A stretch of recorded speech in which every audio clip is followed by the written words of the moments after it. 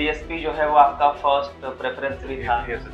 तो क्या है इसके पीछे की स्टोरी कि आपको डीएसपी बहुत पसंद आया? क्योंकि मुझे लगता है कि जब इंटरव्यू में गए होंगे तो आपसे आयोग ने भी पूछा होगा इस टाइप यस से। सर। छात्र 72वीं बीपीएससी भी देना चाहते हैं, तो आप अपनी थोड़ी-सी अगर प्रिपरेशन प्लान कुछ हो प्रीलिम्स को लेकर के सबसे पहले तो, फिर हम लोग मेंस पे बात करेंगे। तो प्रीलिम्स का कुछ प्रिपरेशन अगर आपका स्ट्रैटेजी या प्लान रहा हो जो आपके लिए वर्कआउट किया हो, तो अगर वो छात्र को आप बता सकें? I should not go for 100% syllabus, but I should go for 70% syllabus with 100% preparation, ताकि कट ऑफ क्वालिफाई हो।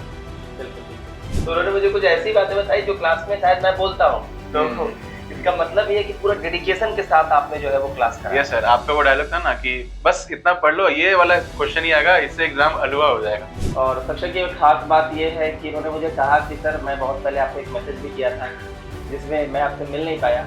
वह प्रिपरेशन वाली अभी तो यहीं स्टॉप हो गई है। Yes sir. अब आगे जब ये शादी-वादी करेंगे तो उसके बाद आगे की प्लानिंग करेंगे।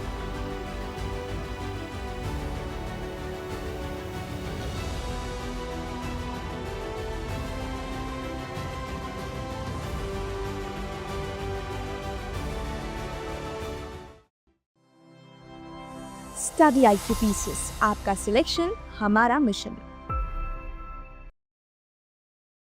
नमस्कार साथियों, और आज हमारे साथ यहाँ पर 70वीं बीपीएससी के टॉपर सक्षम मौजूद हैं। और सक्षम को इस बार डीएसपी मिला है और डीएसपी इनका प्रथम चॉइस भी था। तो सक्षम, सबसे पहले तो हम चाहेंगे कि आप जो हमारे छात्र हैं उनको अपना एक ब्रीफ इंट्रोडक्शन दें। कैसे ये जर्नी आपकी रही, तो छोटा सा इंट्रोडक्शन आप छात्रों को दें। हेलो एवरीवन, मेरा नाम सक्षम है और 70वीं बीपीएससी में मैंने रैंक 230 हासिल किया है और मुझे मेरी first service preference deputy superintendent of police हासिल हुई। मैंने बीपीएससी की प्रिपरेशन 2024 में शुरू की, ये मेरा फर्स्ट अटेम्प्ट है। इसके पहले मैंने डिफेंस सर्विसेज के लिए कई बार एस्पायर किया। I was able to qualify my written exams, but due to bad luck and maybe some issues, I was not getting selected to the final. Or when it was high time to select an equivalent important career plan, I came to BPSC. उस वक्त sir मैंने फिर online guidance start किया लेना and BPSC prelims mains interview under the online guidance I completed all of this. मैंने कुछ interviews दिए, mock interviews, and luckily I got selected in the very first attempt with my very desired service preference. Okay. तो DSP जो है वो आपका first preference भी था। Yes sir.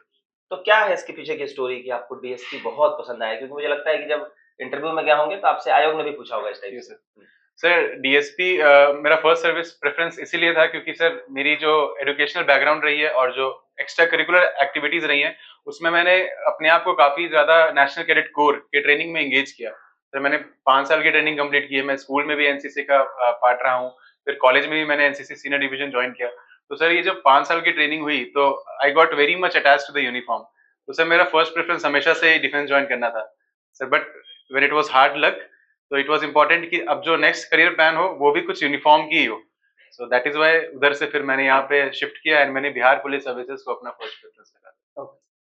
तो जो अ, अभी छात्र 72वीं बीपीएससी भी देना चाहते हैं, तो आप अपनी थोड़ी-सी अगर प्रिपरेशन प्लान कुछ हो प्रीलिम्स को लेकर के सबसे पहले तो, फिर हम लोग मेंस पे बात करेंगे। तो प्रीलिम्स का कुछ प्रिपरेशन अगर आपका स्ट्रैटेजी या प्लान रहा हो जो आपके लिए वर्कआउट किया हो, तो अगर वो छात्र को आप बता सकें? सर मेरे लिए जो प्लान वर्कआउट किया था वो ये था कि how to read minimum and get maximum output. क्योंकि जब मैंने स्टार्ट किया प्रिपरेशन तो टाइम काफी कम था, प्रीलिम्स में इट वाज हार्डली 4 और 5 मंथ्स रिमेनिंग। तो उस वक्त जरूरी ये था कि हमारा जो कंटेंट का काम है वो पहले से हो रखा हो, टीचर्स की गाइडेंस में हो। अदरवाइज अगर ज्यादा टाइम होता तो self study was sufficient, but चूंकि लिमिटेड टाइम था तो रेडीमेड कंटेंट्स एंड टीचर्स के गाइडेंस में अगर हम तैयारी करते हैं तो जो उनके द्वारा प्रोवाइड किए गए नोट्स हैं सर मैंने उन पे फोकस किया कि जो रिटन नोट्स होंगे sir apart from books, besides books मैंने जो रिटन नोट्स है उसको प्रिपेयर किया। एंड जो एमसीक्यू होते हैं बहुत सारे प्रीवियस ईयर क्वेश्चंस के या एक्सपेक्टेड क्वेश्चंस जो होते हैं उसके बेस पे जो उसके अराउंड रिवॉल्व करते हैं उन क्वेश्चंस को भी मैंने एनालाइज करने की कोशिश की। एंड करंट अफेयर्स के लिए मैंने मार्केट में मैगजीन्स देखे और बस 2-3 मॉक टेस्ट भी लगाए ताकि टाइम मैनेज हो पा रहा है कि नहीं ये चेक कर लूँ। बहुत ज्यादा मॉक्स मैंने नहीं लगाए क्योंकि in prelims we don't have much scope of mocks क्योंकि questions can be of any range, but what matters is that are you able to solve it in the limited time और नॉट।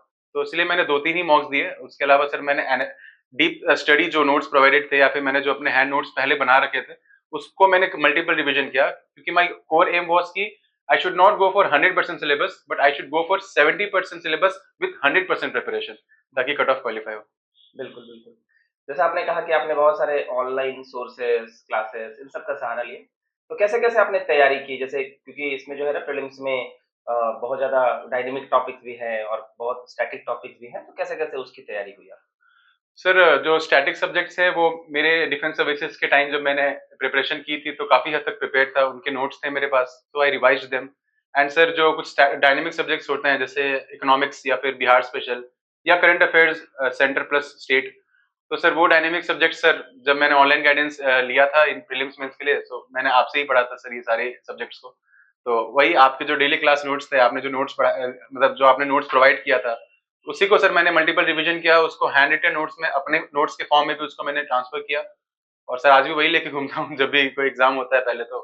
तो in short sir, मुझे ज़्यादा book reading ना करनी पड़ी, क्योंकि sir आपने जो नोट्स प्रोवाइड किया था इन चीज़ों का, बिहार स्पेशल का या फिर इकोनॉमिक्स का, वो सर आज भी मेरे साथ है, मतलब मेरे पास ही है, तो वो बहुत ही और बेनिफिशियल है। जैसा आज शुरुआत में बात भी हो रही थी, तो जैसे ही आए तो मतलब कि होता है ना क्लास में कुछ डेडिकेटेड स्टूडेंट्स होते हैं, जो टीचर्स की सारी बातों को सुनते हैं। तो उन्होंने मुझे कुछ ऐसी बातें बताई जो क्लास में शायद मैं बोलता हूँ। तो इसका मतलब ये है कि पूरा डेडिकेशन के साथ आपने जो है वो क्लास कराया। यस सर, आपका वो डायलॉग था ना कि बस इतना पढ़ लो, ये वाला क्वेश्चन ही आएगा, इससे एग्जाम अलुआ हो जाएगा। हाँ। अलुआ लगा सर, प्रीलिम्स लिटरली लगा कि अलुआ हो गया। और नहीं, सर, नहीं, ये तो है भी और मतलब जब ये सब सुनते हैं तो लगता है ना कि बहुत डेडिकेशन के साथ आपने क्लास जो है वो ये करा है। सर जैसे स्पेशली प्रीलिम्स के समय सर आपका एक और भी चीज़ था, जब आप एमसीक्यूज़ भी कराते थे, तो एमसीक्यूज़ में सर आप हम लोग ऑनलाइन थे चूँकि, तो आप हमेशा इस चीज़ से मना करते थे कि नेगेटिव इनकरेक्ट आंसर मत दो। अगर आंसर आता है तो दो, अदरवाइज़ अटेम्प्ट मत करो। क्योंकि जब हम नेगेटिव आंसर देते हैं तो फिर वो बाद में कितना भी उसको करेक्ट कर ले, दिमाग में छप जाता है। ये आप हमेशा समझाते थे। फिर आपने सिस्टम ही शिफ्ट कर दिया, फिर आपने पहले एक एक्सप्लेनेशन दिया, फिर आप एमसीक्यूज़ पढ़ाते थे। यस, तो ये चीज़ें याद है। नहीं, ये काफ़ी बढ़िया भी है और मेंस में चूँकि आपने कैसे प्रिपेयर किया? क्योंकि मेंस भी एक डायनामिक चीज़ है, उसमें बहुत सारे करंट अफेयर्स के टॉपिक्स आते हैं, फिर स्टैटिक पोर्शन तो रहता है, ये बहुत लिखना पड़ता है, तो उसको कैसे आपने करा?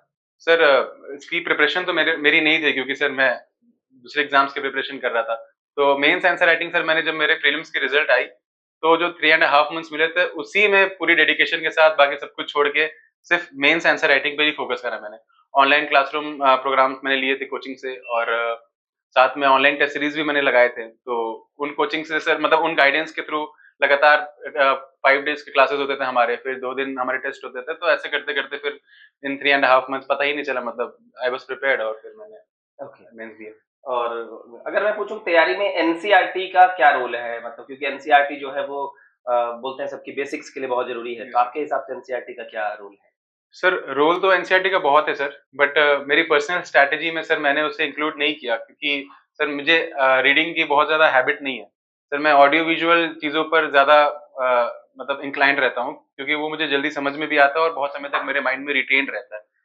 तो सर जो ऑडियो विजुअल फॉर्म में भी हमारे पास आते थे आपके थ्रू, तो वो एनसीईआरटी का ही जिस्ट होता था, या एनसीईआरटी की ही चीज़ें होती थी।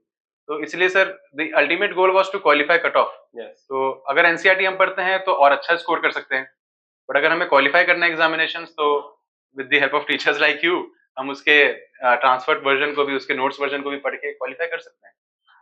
अगर पूछा जाए कि प्रीलिम्स में स्पेशली नेगेटिव मार्किंग से कैसे बचा जाए? मतलब क्या ऐसा किया जाए जिससे नेगेटिव ज़्यादा हम लोग टिक कर देते हैं? बहुत सारे बच्चों को लगता है चलो भाई 150 में 150 मार दिया। हाँ। सही भी होता है, नेगेटिव हो जाता है, फाइनली पता चला कि कुछ नहीं बचा।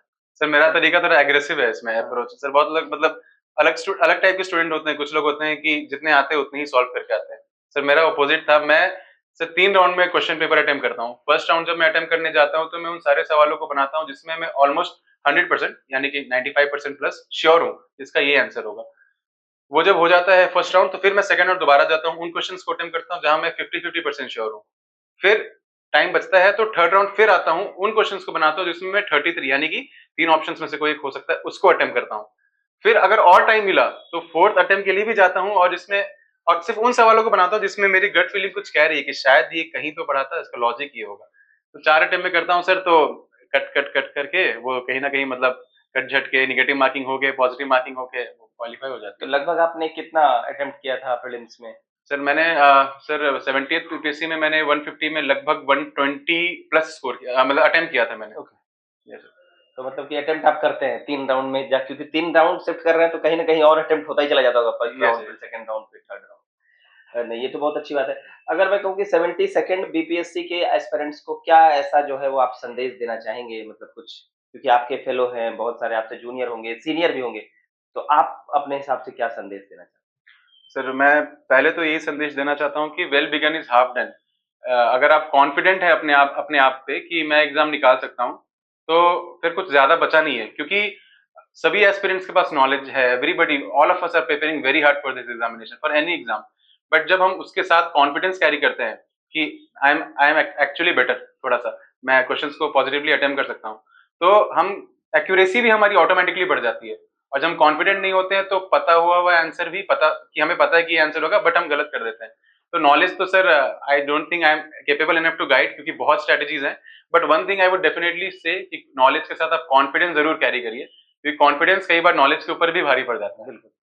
और शिक्षक की एक खास बात ये है कि इन्होंने मुझे कहा कि सर, मैं बहुत पहले आपको एक मैसेज भी किया था, जिसमें मैं आपसे मिल नहीं पाया। तो आज मेरा ये सौभाग्य है कि मैं जो है सक्षम से मिल रहा हूँ, और उस समय नहीं दे पाया, लेकिन अब तो लगता है कि मिलना पड़ेगा समय लेकर। सर मैंने मतलब मैनिफेस्ट किया था उस वक्त कि मतलब it is very normal sir, आप सभी स्टूडेंट से नहीं मिल सकते, बिल्कुल। You are very busy. But उस समय मैंने मैनिफेस्ट किया था कि I will definitely come one day, जब मेरे पास वो मतलब कुछ अचीवमेंट हो, ताकि मैं बोल करके मिल सकूं कि हाँ मुझे सर से मिलना है। नहीं, बहुत बढ़िया सर। तो ये थे सक्षम, और सक्षम की जो तैयारी है, और इन्होंने अपनी तैयारी से प्रथम प्रयास में ही डीएसपी का पद प्राप्त किया, और अब इनको लगता है कि ये डीएसपी ही अब जो है सर, वो है, डेफिनेटली तो डीएसपी में ही रहना चाहिए चाहते हैं, और प्रथम प्रयास भी था, और इनको अब मिल गया। इनकी जर्नी जो है वह प्रिपरेशन वाली अभी तो यहीं स्टॉप हो गई है। Yes sir. अब आगे जब ये शादी वादी करेंगे तो उसके बाद आगे की प्लानिंग करेंगे।